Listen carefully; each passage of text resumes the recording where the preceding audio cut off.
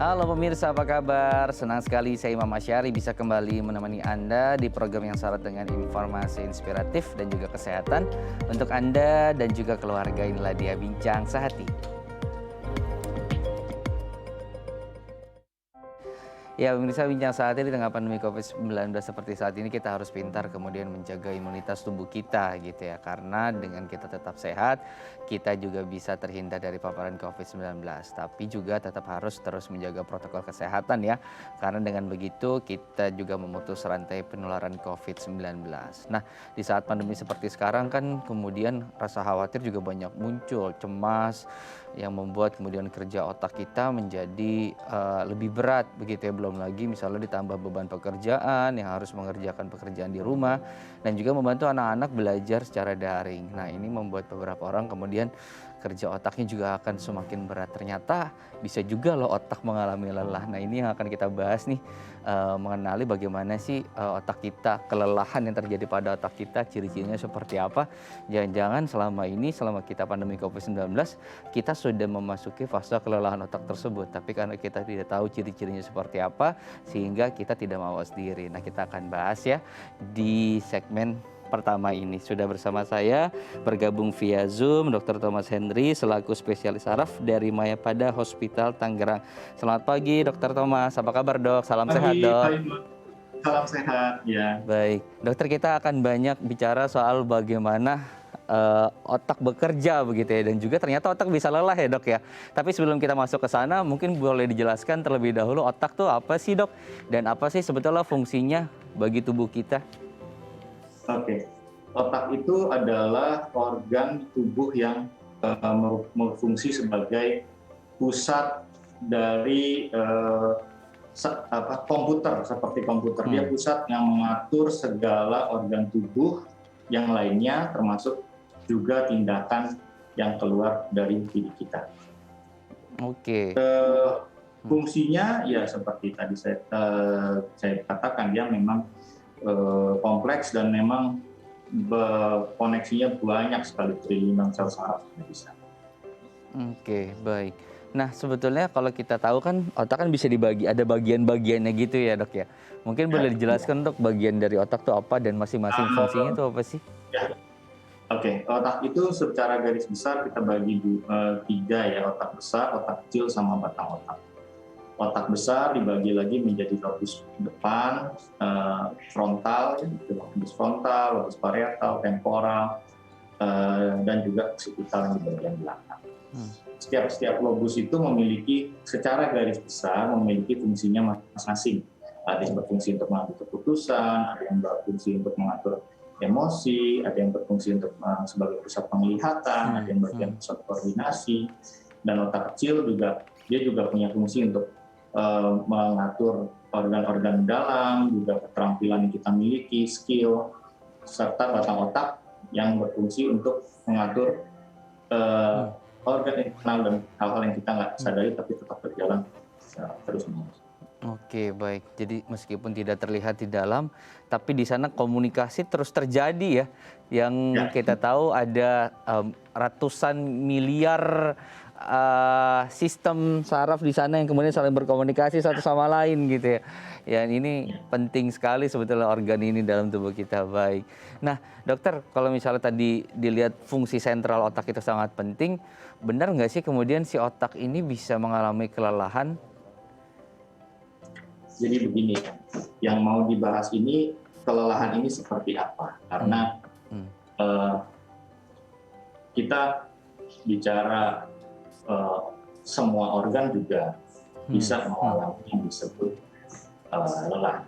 Otot kita latih terus-menerus melalui fungsinya, dia lelah. Otak juga dia punya koneksi segitu banyak, punya pengatur pembuluh darah, dia butuh istirahat juga. Kalau dipaksakan, apakah lelah? Nah, itu jadi pertanyaan juga. Oke, baik. Jadi sebetulnya luas sekali ya kalau misalnya bicara tadi soal si kelelahan otak itu sendiri, baik. Oke. Nah, Dok, kalau misalnya boleh dijelaskan bagaimana sih sebetulnya cara kerja otak itu sampai kemudian dia memiliki fungsi sentral yang juga bisa menggerakkan semua sistem yang ada di tubuh kita, Dok? Jadi cara kerja otak itu kalau kita bahas itu secara lengkap mungkin nggak cukup ya kalau di sini, tapi secara sederhana gini. Kita ibaratkan, kita ilustrasikan, kita ini sedang mengemudi di jalan. Di saat yang bersamaan mata kita melihat ke depan, ada lalu lintas begitu banyak, kita dengan waktu sepersekian detik kita harus bisa mengatur jarak kendaraan kita dengan kendaraan depan. Di saat yang bersamaan juga kita mendengarkan lagu dari radio. Nah, lagunya itu masuk ke telinga kita, kemudian membangkitkan memori kita di masa lampau. Pengalaman itu kemudian menggerakkan kita untuk ikut bernyanyi. Di saat yang bersamaan juga kita mengendalikan kendaraan kita, mengatur tangan dan kaki kita dengan tekanan yang sedemikian rupa. Plus di saat yang bersamaan kita tetap bernafas, kita tetap denyut jantung kita tetap bekerja. Itu semua terjadi dalam sepersekian detik. Jadi kurang lebih gambaran fungsi otak kita ya seperti itu. Oke, jadi cara kerjanya seperti itu ya, karena semua sehingga bisa jalan berdampingan, berbarengan gitu. Karena semua diatur tadi oleh otak kita. Nah, sebetulnya perkembangan sampai si otak itu bisa melakukan kerja seperti itu di usia berapa sih, Dok? Apakah si balita juga kemudian usia 0 sampai 1 tahun sudah bisa kemudian menjalankan fungsi-fungsi seperti itu, Dok? Oke. Jadi sejak kehamilan itu, sejak hari ke-8 di janin itu sudah mulai terbentuk fase pembentukan sel otak yang primitif.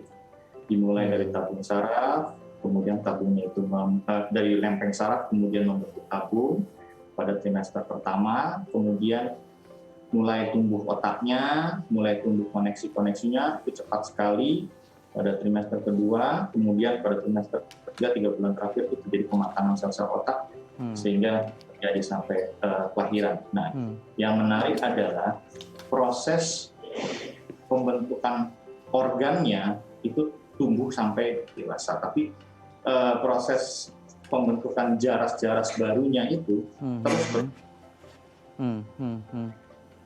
Oke, baik. Jadi tadi dari usia-usia tersebut kemudian sudah mulai terjadi pertumbuhan di sana ya, Dok ya.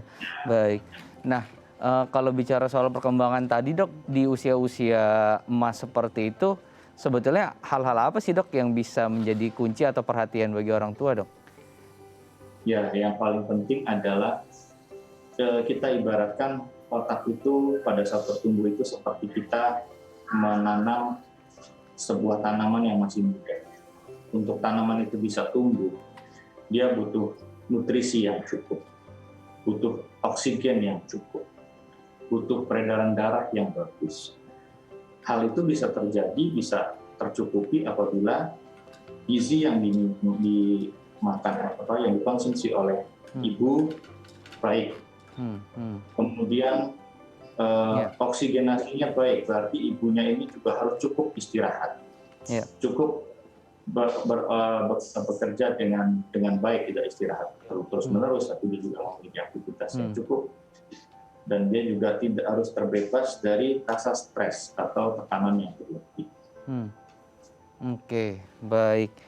Nah, ini menarik, Dok. Dan juga nanti kita akan buka nih untuk pemirsa Bincang Sehati yang ingin menanyakan langsung dengan Dr. Thomas.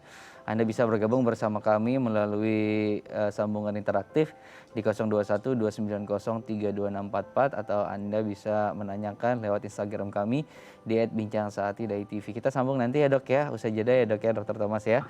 Jangan beranjak dulu pemirsa, tetap bersama kami di Bincang Sehati.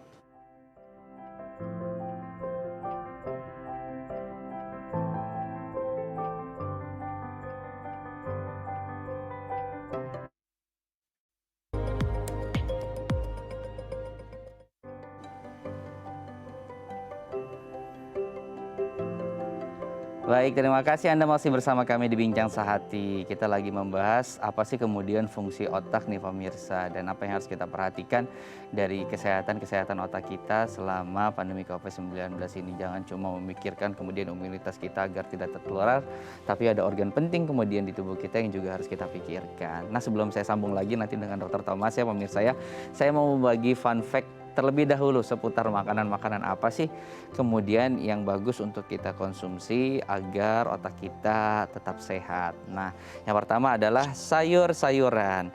Nah, makanan-makanan sayur-sayuran hijau terutama pemirsa ini kan banyak mengandung yang namanya vitamin B kompleks. Ini sangat bermanfaat dalam menunjang sistem kesehatan saraf dan juga fungsi otak. Nah, vitamin B ini dibutuhkan untuk menghasilkan zat-zat kimia pada otak yang kemudian nanti berperan sebagai pengantar sinyal pada saraf-saraf tersebut. Kita tahu kemudian jumlahnya tadi seperti yang sudah dijelaskan banyak ya. Ada ratusan miliaran saraf yang juga berfungsi untuk tadi mengirimkan sinyal satu dan lainnya. Dan ini juga harus bergerak beriringan. Nah, inilah makanan-makanan kemudian yang bisa kita pilih. Sayuran-sayuran terutama sayuran hijau yang banyak mengandung vitamin B tadi. Selanjutnya buah-buahan. Nah, ternyata buah-buahan juga banyak mengandung nutrisi-nutrisi yang bagus loh pemirsa untuk otak, terutama untuk buah-buahan yang mengandung vitamin C. Karena vitamin C ini dikenal sebagai antioksidan yang baik, namun juga ternyata memiliki manfaat kesehatan bagi otak kita. Beberapa penelitian menunjukkan bahwa vitamin C ini memiliki kemampuan kognitif dan juga daya ingat yang juga baik untuk kita. Buah-buahan seperti apa sih yang banyak mengandung vitamin C? Nah, ini di gambar Anda bisa melihat ya buah-buahannya seperti apa. Tapi juga ada misalnya seperti tomat yang masuk buah-buahan dan juga sayur-sayuran juga banyak mengandung vitamin C. Karena ini baik untuk kesehatan otak kita nanti ya pemirsa ya. Yang berikutnya adalah kacang-kacangan. Tidak kalah kemudian dengan sayur-sayuran, buah-buahan, kacang-kacangan juga memiliki manfaat yang sangat baik untuk kesehatan otak kita. Nah, kacang-kacangan seperti apa sih yang bisa kita konsumsi? Nah, bisa dilihat di sana kacang mete, almond, dan beberapa jenis kacang-kacangan lainnya yang juga banyak mengandung nutrisi dan juga lemak baik. Yang ini juga bagus untuk nutrisi otak kita. Fun fact berikutnya adalah makanan seperti gandum. Nah, gandum juga memiliki manfaat yang tidak kalah baik nih untuk kesehatan otak kita. Apalagi kita tahu di Indonesia konsumsi gandum juga mungkin tidak akan sebanyak negara lain gitu ya, karena salah satu makanan pokok kita adalah beras. Tapi ada beberapa panganan olahan yang juga diolah menggunakan bahan baku gandum. Nah, ini bisa menjadi pilihan untuk memenuhi nutrisi kesehatan otak kita. Yang terakhir adalah beras merah. Nah, ternyata beras merah juga memiliki manfaat ya. Selain tadi mengandung banyak serat yang bisa menjadi solusi untuk Anda yang sedang diet dan juga mengurangi gula, glukosa dari beras putih. Nah, bisa menggunakan ini. Tapi juga ada kandungan di dalamnya yang memiliki nutrisi yang bagus untuk kesehatan otak kita. Nah, ini seperti kudapan sehari-hari yang bisa kita konsumsi pemirsa dan sepertinya mudah untuk menemukannya, baik itu misalnya di pasar ataupun di swalayan terdekat. Nah, inilah tadi fun fact seputar apa sih makanan yang bagus untuk nutrisi otak kita bisa kemudian kita konsumsi setiap harinya dengan takaran ataupun kadar gitu ya yang sesuai yang sudah direkomendasikan oleh Kementerian Kesehatan. Baik. Ya, kita akan sambung lagi nih perbincangan dengan Dr. Thomas seputar apa kemudian fungsi otak dan apa cara-cara yang bisa kita terapkan untuk menjaga kesehatan otak. Dr. Thomas, mungkin kita sambung ke bagaimana kita cara menjaga kesehatan otak kita, Dok, agar tetap prima, Dokter. Oke, ya. Jadi kesehatan otak itu kan di, bisa terjadi apabila lingkungan yang membuat si otak itu bekerja dengan baik terpenuhi. Oke. Contohnya apa? Pertama, otak itu adalah makhluk yang egois. Dia butuh nutrisi yang cukup, aliran darah yang cukup, oksigen yang cukup. Terhenti beberapa detik saja, otaknya akan mengalami penurunan atau shutdown. Nah, jadi untuk menjaga supaya otak kita tetap baik, kita butuh nutrisi yang baik, seperti yang tadi dikatakan. Betul. Kita juga butuh garam-garam tubuh yang cukup, elektrolit yang bagus.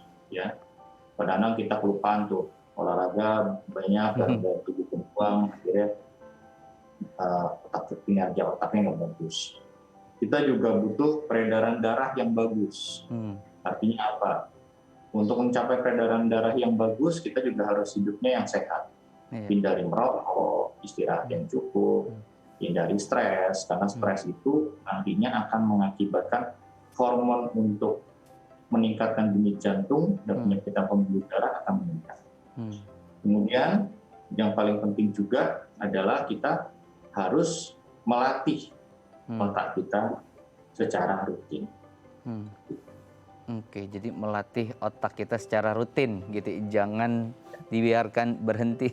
Melatihnya gimana dok? Apakah dengan selalu misalnya berpikir yang positif, apakah berpikir strategis, atau ada yang lain yang terkait tadi bagaimana otak itu supaya bisa dilatih terus?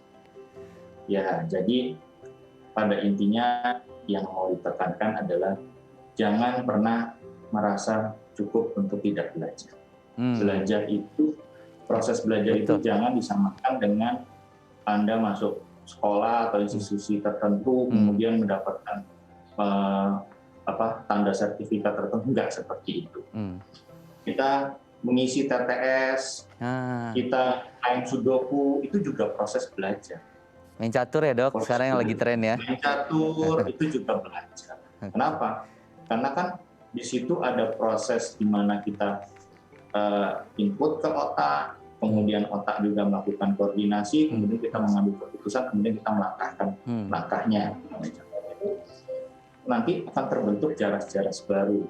Nah, kalau kita menang, mungkin juga ada perasaan emosi yang menyenangkan, akhirnya langkah kita itu masuk ke dalam konteks cerebrik, kita rem di situ, akhirnya jadi suatu pengalaman belajar yang selama itu terjadi, maka jaras-jaras otak itu tetap aktif. Karena otak itu jarasnya itu unik ya. Kalau kita nggak pakai, lama-kelamaan dia makin mengecil, akhirnya hilang. Makin sering dipakai, jarasnya atau kabelnya makin tebel, dan makin cepat nanti listriknya. Baik, wah menarik nih penjelasan Dr. Thomas nih. Ternyata bukan belajar tuh tidak harus tadi yang kompleks, tapi hal-hal sederhana seperti klub-klub catur ataupun klub-klub yang tadi ya otak harus bekerja, kemudian saat permainan tersebut games-games ringan gitu ya, misalnya kartu, poker atau apapun gitu. Nah itu bisa kemudian otak tetap bekerja secara santai, tetapi kemudian ketika kita mendapatkan gift ataupun kemenangan gitu ya, ini bisa men-trigger kesenangan juga emosi yang baru di tubuh kita. Baik dokter, nanti kita buka pertanyaan ya melalui line telepon, kita akan sambung nanti Dr. Thomas usai break. Jangan beranjak pemirsa, tetap bersama kami di Bincang Sehati.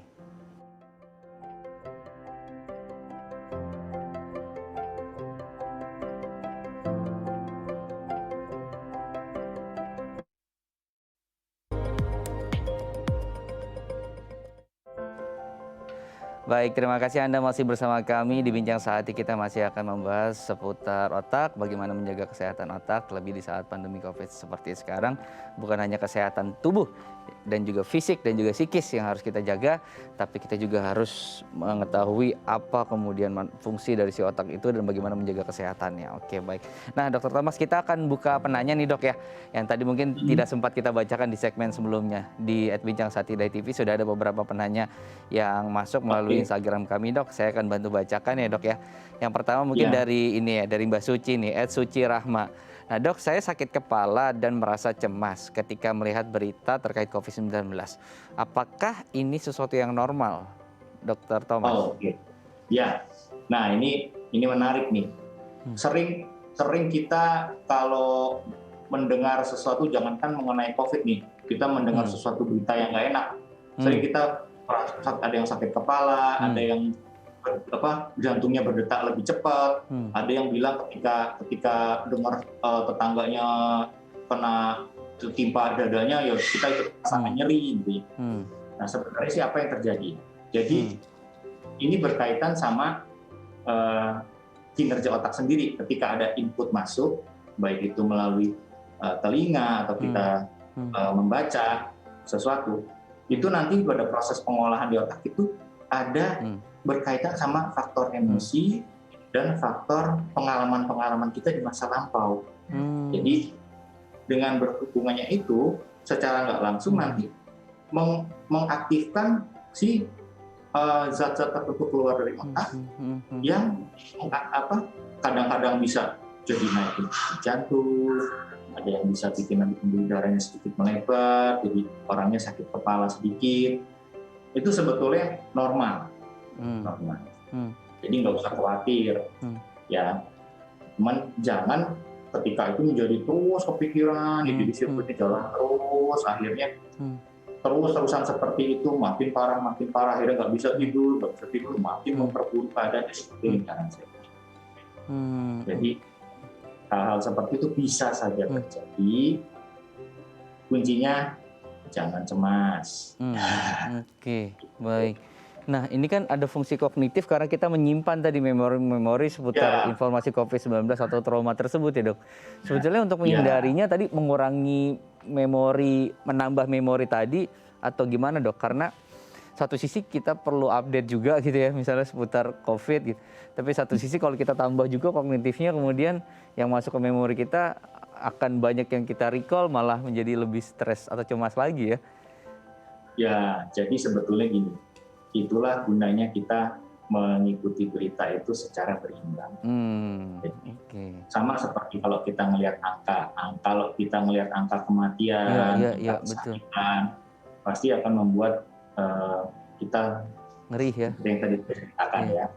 Tapi jangan lupa kita juga lihat angka kesembuhannya, cerita-cerita mereka yang melewati masa-masa setelah mungkin dengan baik.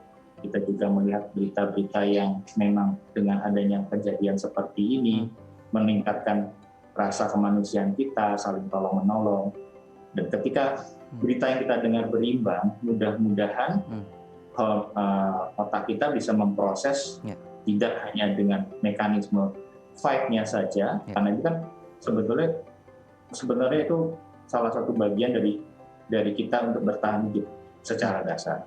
Jadi mekanisme fight juga jalan dan flight juga jalan. Jadi Nah, jadi tips tambahan tuh tadi tuh Mbak Suci dari Dr. Thomas tuh. Jadi bagaimana konsumsi berimbang, yang negatif boleh, yang positif juga jangan ketinggalan gitu ya. Karena banyak cerita-cerita baik yang kemudian masih bisa kita konsumsi di selama pandemi COVID ini. Baik. Dokter, ada yang ingin menanyakan langsung dan berinteraksi langsung dengan Dr. Thomas. Saya akan bantu sapa ya dokter ya, saya akan sambungkan. Selamat pagi, dengan siapa di mana? Halo, selamat pagi. Saya Intan dari Medan. Intan dari Medan ya. Oke, silakan Intan, apa yang mau ditanyakan langsung dengan Dr. Thomas?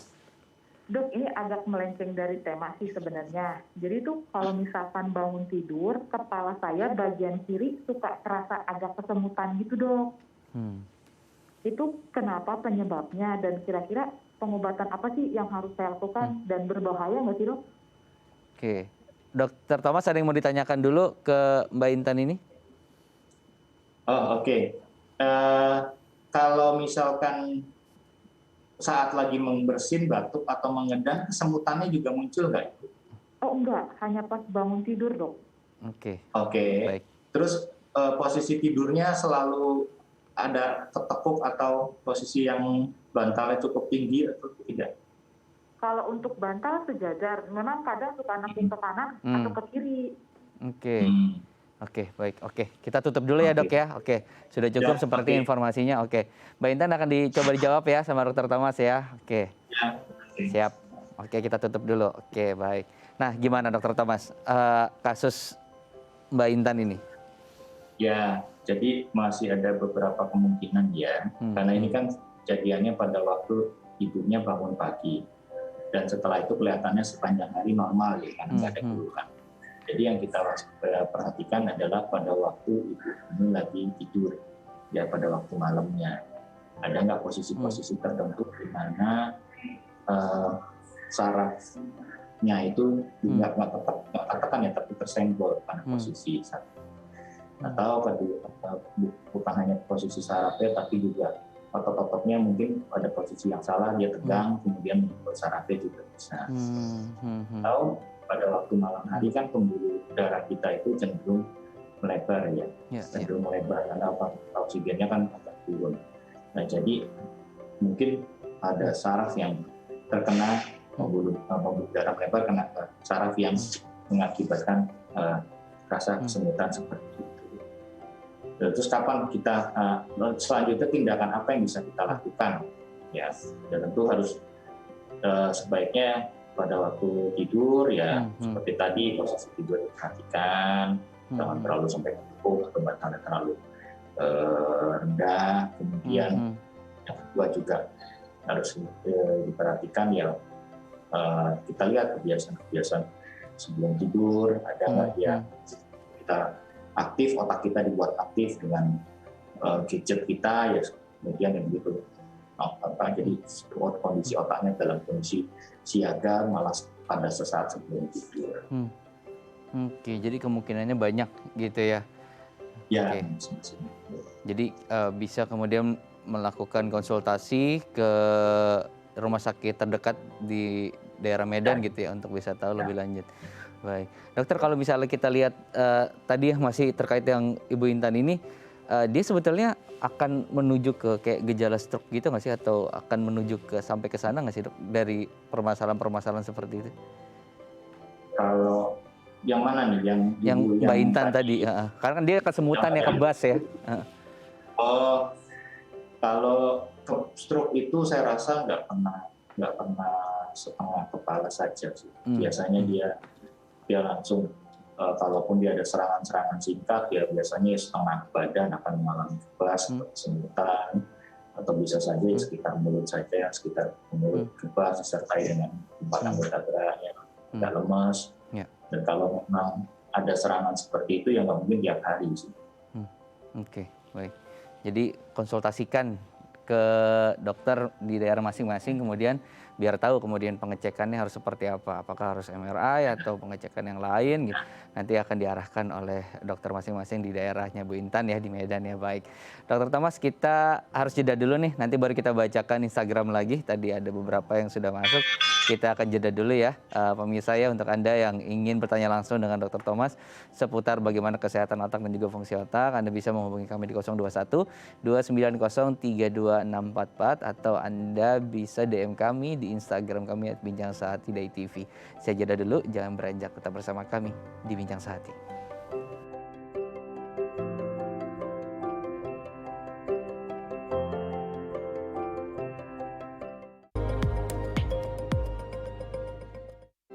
Baik, terima kasih Anda masih bersama kami di Bincang Sehati. Wah, banyak sekali penanya yang ingin bertanya langsung dengan Dr. Thomas. Tadi sudah beberapa yang masuk via Instagram dan juga tadi via telepon yang sudah masuk juga sudah kita sambungkan itu. Dok, sebelum saya buka lagi nih pertanyaan untuk pemirsa Bincang Sehati. Tadi kan kita udah banyak bicara soal fungsi, tapi juga ada pertanyaan seputar penurunan fungsi otak. Nah, itu kondisi seperti apa sih, Dok, ketika ada kondisi di mana ada penurunan fungsi otak tadi? Oke. Ya, jadi kita bicara gini, ada yang disebut penurunan fungsi mungkin sesaat ya, kita bagi sesaat sama yang lebih permanen karena ini agak sedikit beda. Jadi kalau kita kan otak itu di organ yang menurut saya cukup egois, dia tidak mau tahu, dia harus nutrisinya terpenuhi, peredaran darahnya cukup, oksigen.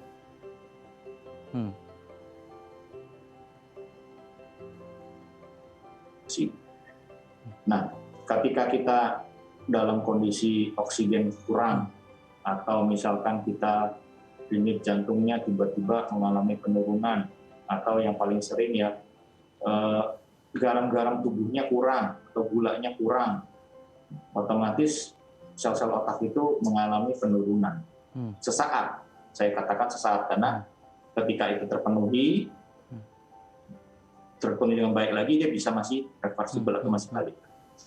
Namun ada juga yang disebut penurunan kinerja yang akibat usia ya, bisa karena sel-selnya yang sudah mengalami penurunan fungsi, bisa juga karena pembuluh darahnya yang tadinya masih elastis kemudian mulai mengeras, karena usia atau karena pola hidup ya.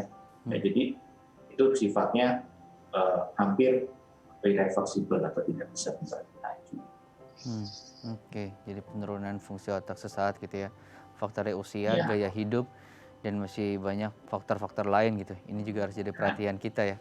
Karena gaya hidup tadi kemudian yang banyak menjadi permasalahan saat gini. Merokok, terus kemudian kopi, kafein, dan beberapa hal lain gitu. Misalnya seperti konsumsi makanan-makanan junk food juga kan, kemudian berbahaya juga untuk suplai terjadi penyumbatan, potensi terjadi penyumbatan di otak tadi gitu, yang mungkin sering kita kenal ketika stroke kan seperti itu gitu, penyumbatan tadi. Baik dokter, kita akan buka lagi ya dok ya Instagram Bincang Sehati. Ada yang ingin bertanya dengan dokter Thomas melalui Instagram dari @puspitasari. Dok, kepala saya suka pusing nih dok, dan terasa berat gitu.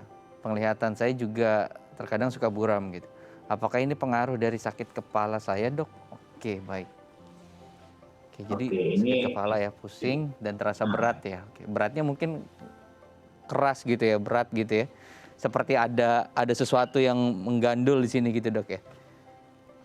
kayaknya ini kita harus samakan persepsi dulu nih sama pasiennya nih. Hmm. Yang disebut pusing menurut dia apa, yang nyeri kepala menurut dia apa, supaya bahasa kita dengan bahasa pasien ini sama. Karena kan kadang-kadang nggak sama, tapi kita asumsikan saja pada kasus ini dia sudah memiliki nyeri kepala yang agak lama, kemudian sekarang dia suka merasakan seperti kambuh-kambuhannya berupa berat. Ini kita asumsikan saja ya, karena bisa jadi kan berbeda. Ya, kadang-kala memang nyeri kepala itu bisa timbul nyeri kepala yang lain. Kita bagi nyeri kepala itu ada yang primer, ada yang sekunder. Primer itu dia tidak berbahaya tapi mengganggu. Sekunder akibat lain tapi dia mengakibatkan keluar nyeri kepala yang berbahaya. Kalau lihat dari ceritanya, mungkin dia udah punya penyakit nyeri kepala yang biasa yang dia derita, misalnya sakit atau nyut, kemudian dia tetap berubah menjadi disertai dengan keluhan nyeri kepala yang berat. Oke, mungkin bisa jadi ini nyeri kepalanya bagian dari nyeri kepala primer yang dialaminya. Gitu. Oke, baik. Ini untuk tahu tadi permasalahannya, dia harus cek apa sih dok kalau misalnya sakit kepala itu? Karena kan orang taunya tadi tinggal minum paracetamol selesai gitu. Ya kalau memang dengan obat-obatan yang dikonsumsi tidak reda atau hanya reda kemudian muncul lagi. Saya rasa saya butuh informasi lebih lanjut. Mungkin pasiennya bisa kalau di daerah Tangerang bisa ke poliklinik atau dia kalau di tempat lain yang mencari bantuan tenaga kesehatan terdekat, karena kita akan menggali lagi lebih banyak informasi dan pemeriksaan lanjutan terhadap pasien tersebut. Nah, oke. Dicatat ya Mbak Puspitasari tadi ya gitu ya. Sebisa mungkin tadi konsultasi kalau misalnya ada waktu dan berada di wilayah sekitar Jakarta Barat atau di wilayah Tangerang, bisa ke Mayapada Hospital di Tangerang gitu ya. Dan kemudian melakukan konsultasi di sana gitu ya. Oke, baik. Nah, dokter, kita akan lanjut ke pembahasan kita. Sepertinya tadi banyak sekali pertanyaan yang kemudian yang keluar dari topik, tapi tadi menarik untuk dijawab. Nah, dokter, kemudian tadi kan fungsi otak kita sudah bahas gitu ya. Nah, jangka panjangnya apa sih dok? Kemudian ketika semakin menua, lansia, fungsi otak semakin turun gitu. Apa jangka panjang yang akan dirasakan oleh si pasien atau si orang tersebut dok? Oke, jadi otak ini adalah organ yang cukup menarik. Di satu sisi kita semua pasti akan mengalami menua, di mana fungsi-fungsi sel-selnya tidak sebagus sewaktu dahulu. Tapi otak juga memiliki kemampuan yang disebut plastisitas atau kemampuan dia mereorganisasi apabila ada kerusakan. Kemudian dia juga ada kemampuan yang baru-baru ini mungkin dia sedikit banyak bisa memperbaiki dirinya sendiri walaupun tidak banyak. Nah, jadi jangka panjang kita semua pasti akan mengalami penurunan fungsi. Tapi yang bisa kita lakukan adalah kita memperlambat penurunan tersebut. Apa yang bisa kita lakukan? Kita memperbanyak cadangannya. Cadangannya apa yang bisa kita lakukan? Kita memperbanyak jalur-jalur yang bisa kita buat. Bagaimana cara kita membuat jalur-jalur tersebut? Nah, yang paling mudah itu kita lakukan yang namanya dengan kita melatih, belajar, dan lebih memperhatikan segala sesuatunya. Oke. baik. Jadi penuaan nggak bisa dihentikan ya dok ya, karena itu proses Nggak bisa alam ya. dihentikan, tapi kita perpanjanglah aturan. Kalau kita nggak pernah seperti tanaman, kita nggak ngasih nutrisi yang bagus, kita nggak ngasih oksigen yang bagus, Iya, iya. kita itu ya lebih cepat dia nanti rusaknya. Iya. Apalagi sekarang kalau kita lihat survei, usia yang diinginkan gitu, hidup panjang itu menjadi salah satu indikator penting di kota-kota besar ya, di Jakarta, di Medan, di beberapa kota lain gitu, bahwa ingin hidup lebih dari usia misalnya yang standar lansia 65, 63 gitu. Jadi mau usia kayak ke sana. Jadi penting juga nih diperhatikan pemirsa gitu, bagaimana fungsi otak juga harus tetap dijaga. Baik, oke. Nah, Dr. Thomas, kita akan buka lagi satu Instagram yang tadi belum sempat terbaca, yang sudah masuk ke Instagram kami di @bincang1.id.tv. Ini dia tadi dari @ridojayadi, dok, tadi yang belum sempat terbaca. Nah, dokter, apakah meningitis selalu berakhir dengan kematian? Gitu. Oke, ini agak jauh sebetulnya dari topik kita, tapi nggak apa-apa, kita jawab singkat aja, dok. Ya, oke. Jadi meningitis itu kan sebetulnya radang pada selaput otak. Penyebabnya bisa virus, bisa bakteri, bisa jamur. Ya, tapi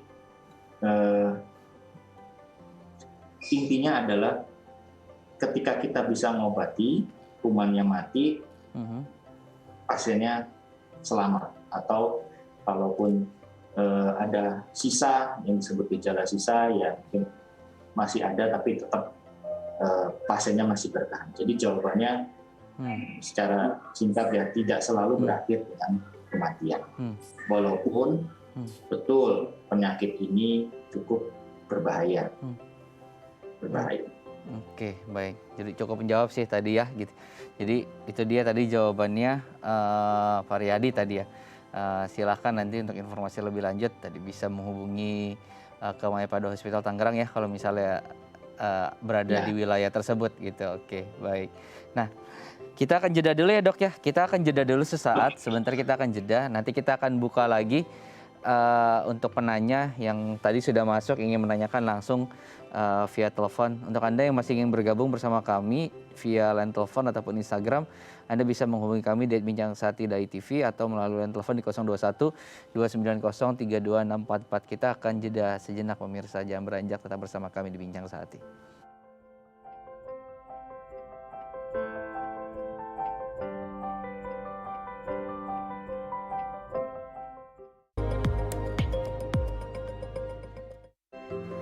Baik, terima kasih Anda masih bersama kami di Bincang Sehati. Di segmen terakhir ini kita akan berbagi tips sedikit ya pemirsa ya, tentang bagaimana kemudian cara kita menjaga kesehatan otak kita nih pemirsa. Saya akan buka grafisnya. Yang pertama adalah mengkonsumsi makanan yang kaya antioksidan. Oke, baik. Nah, kita munculkan apa sih kemudian pentingnya makanan antioksidan ini, baik. Oke. Nah, yang kedua adalah menghentikan kebiasaan merokok. Nah, ini juga penting nih untuk pemirsa yang memiliki kebiasaan merokok untuk kemudian menghentikan kebiasaan ini. Oke, baik. Nah, dokter mungkin boleh dibahas ya sedikit ya dari kebiasaan merokok ini, dok, untuk tips menjaga kesehatan otak. Apa sih kemudian bahayanya dari rokok ini terhadap kesehatan otak, dok? Ya, sebetulnya rokok ini mengakibat jangka panjang ya. Jangka panjang itu dia meningkatkan pengentalan darah, jadi darahnya lebih kental dibandingin orang normal. Kemudian pembuluh darahnya itu lebih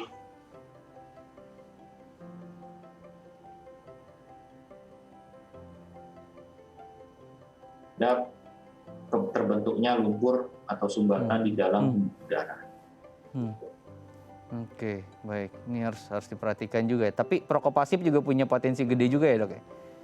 Sama. Perokok pasif sama resikonya dengan perokok aktif. Oke, nah ini yang kasihan terkadang yang pasif ya, dok ya, tidak menikmati kemudian tapi efeknya atau akibatnya juga merasakan. Oke, tips yang berikutnya adalah lakukan aktivitas fisik. Nah, banyak olahraga kemudian yang bisa kita terapkan ya, dok ya, untuk kesehatan otak ya. Tapi kalau secara spesifik atau saran-saran dari Dokter Thomas tuh olahraga gimana sih, dok, yang bagus untuk kesehatan otak kita, dok? Oke, jadi kalau untuk otak itu kan berkaitan dengan organ yang lainnya ya. Jadi aktivitas fisik apapun yang bagus untuk peredaran darah, dia juga memiliki efek yang bagus untuk otak. Tapi untuk otak sendiri yang bisa kita lakukan adalah yang seperti saya bilang tadi, kita lakukan latihan, belajar hal-hal kecil yang baru, keterampilan baru, dan juga mengulang apa yang kita pernah dapat, terus skill yang baru bagus, itu secara nggak langsung akan membuat otak kita lebih awet. Oke, baik. Tips berikutnya adalah cukup istirahat gitu ya. Tadi seperti yang sudah dijelaskan ya oleh dokter, cukup istirahat 6 jam, 8 jam, apalagi kalau pandemi ya. Jangan sebisa mungkin kurang dari itu ya, Dok ya. 6 sampai dengan 8 jam gitu. Tapi kalau kelebihan tuh bahayanya apa ya untuk otak kita, Dok? Kadang-kala ketika istirahatnya berlebih, pembuluh darahnya melebar sedikit, akhirnya jadi malah sakit kepala. Oke. Jadi diperhatikan kuantitas tidurnya jangan juga berlebih gitu ya, mentang-mentang karena COVID terus kemudian mau tidur terus gitu. Terus. Bahaya juga. Satu juga nggak bisa dapat duit ya, Dok ya, kalau tidur terus ya, Dok ya. Oke, baik. Kemudian lakukan permainan asa otak. Nah, seperti yang tadi dokter bilang ya, permainan-permainan asa otak ataupun otak agar tetap terus bekerja bisa dengan permainan-permainan tadi, catur, dan juga permainan-permainan misalnya domino dan permainan yang lain yang bisa dikerjakan dalam waktu senggang gitu ya. Tapi itu harus dimainkan, misalnya kita berinteraksi tatap muka, atau justru yang permainan biasa, game online itu juga termasuk kita melatih otak, Dok, atau berbeda case-nya kalau yang kayak gitu? Pada intinya kan ketika otak itu kan yang penting untuk latihan itu adalah dia ada input, ada proses, kemudian ada output. Nah, selama kita berjalan terus, baik itu ada keuntungannya kalau memang dia bisa berinteraksi dengan orang lain, kan faktor-faktor yang lebih kompleks bisa berperan dilatih juga, seperti emosi, empati, dan sebagainya. Tapi kalau sendiri, dia lebih fokus kepada hal-hal yang sifatnya tadi input, processing, output, input, processing, output, tanpa ada hal-hal yang lainnya. Paling ada emosi sedikit. Tapi apapun itu, selama kita melakukannya dengan baik, dengan niat yang memang bagus gitu ya, ya membantu. Baik itu permainannya cuma hanya main game gitu, atau hanya isi teka-teki silang gitu, membantu. Oke, baik. Jadi sebisa mungkin jangan kemudian otak itu diam gitu ya. Nah, itu dia. Ya. Oke. Nah, dokter, di segmen terakhir kita waktunya tidak banyak, sisa kurang lebih 4 menit atau 5 menit. Dok, tadi kan sudah bahas soal penurunan gitu. Mungkin ada tips lain yang ingin dokter berikan kepada masyarakat seputar bagaimana cara kita menjaga kesehatan otak agar tetap prima. Karena sekali lagi survei juga banyak menunjukkan bahwa orang tuh ingin hidup lebih lama, ingin panjang umur gitu di era sekarang gitu. Ya, yang paling penting adalah selain kita melatih otak, nutrisinya bagus, jangan stres. Ya, karena stres itu berkaitan dengan hormon yang sifatnya kan ada fight ya, jadi dia denyut jantungnya terus meningkat, tekanan darahnya cenderung tinggi.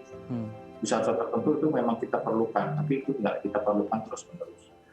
Kalau itu terjadi terus-menerus, lama-lama ya terjadi mulai tuh kerusakan muncul. Ya.